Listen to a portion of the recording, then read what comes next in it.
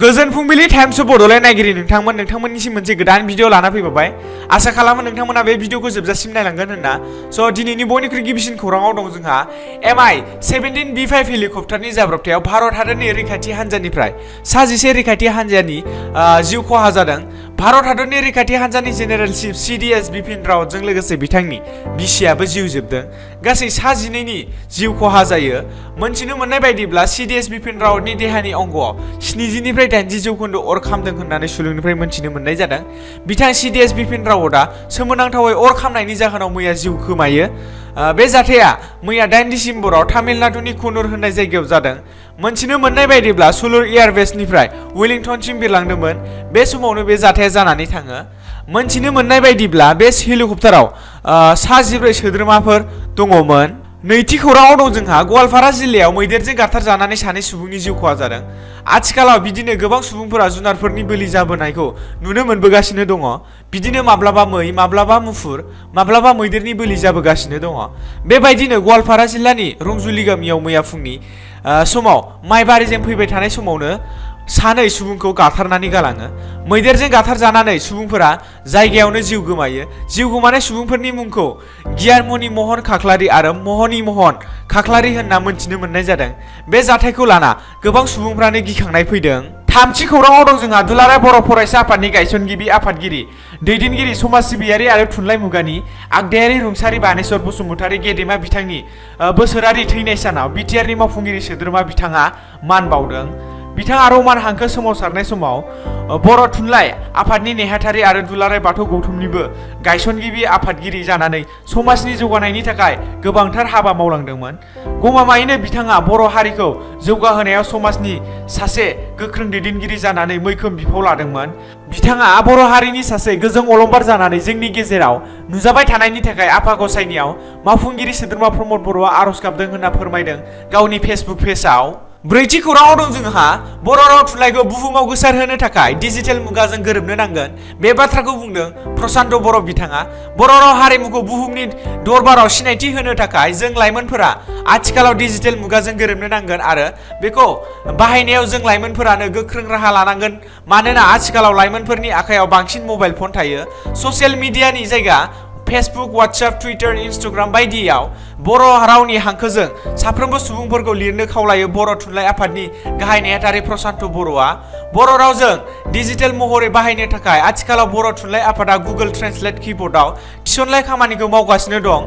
जाय खामानिनि गेजेरजों गुगोलाव मोनफ्रोमबो रावानो हाबनानै थायो आरो बेखौ दुलाराय बुहुमनि सुबुंफोरा मिथिनो हायो। बेजों लोगोसेनो नैथि खामानि महरै टेक्स्ट टु स्पिचखौ थुनलाइ आफादा मावबाय थानाय बाथ्राखौ फोरमायथियो। जायनि गेजेरजों बर' राव रायज्लायग्रा सुबुंफोरनि थाखाय बुजिनो हानाय बायदियै कम्पिउटार एबा मेसिनफोरानो थोंजोङै रोखायै फोरमायथिगोन होनना बुंथियो बर' थुनलाइ आफादनि गाहाय नेहाथारि प्रशान्त बर'आ। थिग बेबायदिनो बर' रावखौ बुहुमाव गोसारहोनाय थांखिजों बाक्सा जिल्लानि एबसुनि बारग' आफादगिरि सुनिल सुजु बसुमतारीया तामुलपुराव इबुक बेखेवनाय जायो आरो सान आरो दोहोन जा आंखालनिफ्राय गोहोसिन आरो मानसिया जेरै सानो बेबायदिनो जायो बे गांथाम बिजाबखौ गुगोलाव सोनाय जायो। सुनिल सुजु बसुमतारीया इबुक बेखेवनाय समाव बाक्सा जिल्ला एबसुनि आफादगिरि उमेश दैमारी, तामुलपुर जिल्ला बर' थुनलाइ आफादनि आफादगिरि फनिन्द्र नार्जि लोगोसेनो गोबां मेलेमजिबि बिथांमोनहाबो बाहागो लायो। बाथि खौराङाव दं जोंहा सासे सुबुङा खारबाय थानाय ट्रेनाव बिजेपिनि सासे एमएलए खौ गाग्लोबदों। सासे सुबुङा खारबाय थानाय ट्रेनाव बिजेपिनि दुलियानि सासे एमएलए खौ मैया गाग्लोबदों। बिथाङा डिब्रुगड़ फारसे गावनि बिसिजों थांबाय थानाय समावनो बे जाथाया जायो। बिथाङा फोरमायनाय बायदिब्ला गावजों लोगोसे एखे खथायाव गाखोनाय सासे सुबुङानो गाग्लोबदों। एमएलए बिथाङा हरनि समाव ट्रेननि लाइटखौ खोमोरनायाव बे सासे सुबुङा रागा जोंनानै गाग्लोबो। आथिखालाव बे सुबुंखौ लामदिं पुलिस फर्स आरो रेलवे फर्सआ हमबाय होनना मोनथिनो मोननाय जादों। बे गाग्लोबग्रा सुबुंनि मुंखौ रामाखाय होनना सिनायथि मोननाय जादों। द'थि खौराङाव दं जोंहा दिनै फावखुंग्रि केट्रिना कैफ आरो बिकी कौशलनि जुलिया जासिगोन होनना मोनथिनो मोननाय जादों।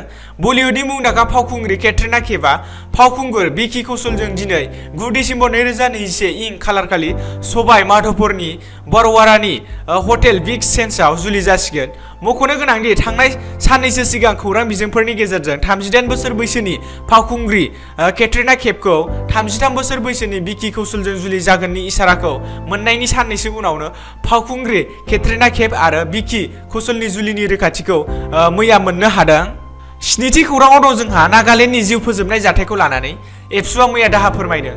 थांनाय 4 दिसेम्बर खालारखालि सा सानजा भारतनि नागालेण्ड रायजोनि मन जिल्लायाव गासै सा 14 दाय गैयै दुखुथिया सुबुंफोरखौ गाज्रि सन्देहनि गेजेरजों भारतनि रैखाथि हान्जाया गुलि गावना जिउ फोजोबनाय जाथायनि हेंथायै लोगोसे सा सानजा रायजोआव armed force special power act सुंद'यै आफ्सपानि जाबसिनथायखौ बोखारनांगौनि थाखाय दाहा फोरमायनानै मैया मिरु एबसुजों लोगोसे क'क्राझार जिल्ला एबसुआ क'क्राझार सदर सहराव थानाय बड'फा चिल्ड्रेन पार्कआव मोनाबिलिनि 5 रिंगायाव आलारि बाथि सावनाय हाबाफारि लादों।